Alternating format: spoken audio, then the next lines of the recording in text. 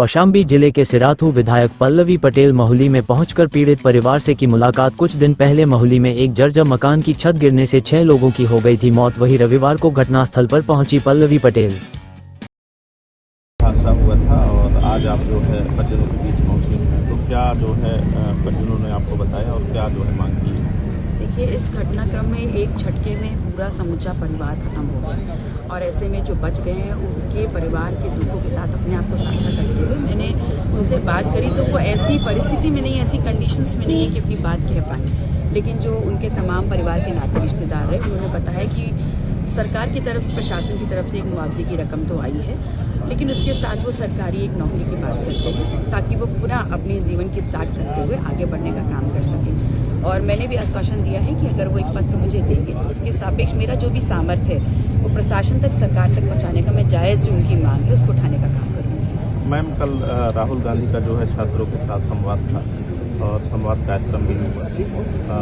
वहीं पे सरकार भाजपा का ये आरोप है कि अपेक्षाकृत भीड़ जो है तैयारियों की अपेक्षा नहीं जुट पाई और धनबल के कारण जो है जितनी भी भीड़ आई वो लाई गई। इस पर क्या रिएक्शन होगा? देखिए, भारतीय जनता पार्टी तो पहले इस बात का जवाब दे कि जब भी इस देश में उनकी सरकार से सवाल पूछने का कोई आंदोलन खड़ा होता है, वो सबसे पहला आक्षेप जो लगाते हैं वो यही है कि या तो किसी ने फंडिंग कर दी या धनबल के माध्यम से या गुमराह करने के माध्यम से लाया गया। लेकिन अहम बात यह है कि लोग सड़कों पे आ ही क्यों रहे हैं?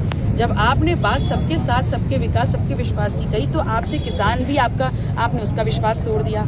इस देश का मजदूर आपने उसका विश्वास तोड़ दिया। इस देश की महिला आपने उसका विश्वास तोड़ दिया।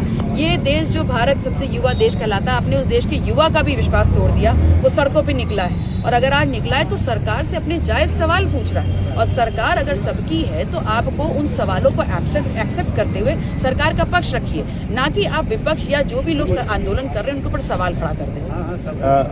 दीदी, आप 22 में जो है सपा के साथ गठबंधन का चुनाव लड़ी थी, अब 27 बहुत ही नजदीक है, तो पल्लवी पटेल क्या सपा के साथ दिखेंगी कि मुक्त दिखेंगी कि किसी अन्य पार्टी के साथ गठबंधन में दिखेंगी? देखिए, आज ये मौका तो नहीं है कि हम राजनीतिक परिवेश में बात करें, लेकिन जो कि आपने सवाल पूछा है तो मैं सिर्फ इतना कह सकती हूँ कि अपना दल कमेरावादी की जो विचारधारा है उससे नैसर्गिक और सहज विचारधारा वाले लोग बहुत जल्दी हमसे भी मिलेंगे, हम भी उनसे मिलेंगे और जो निर्णय होगा वो आपके सामने आएगा। आपसे छुपा के कहा जाएगा? क्या सपा से आप?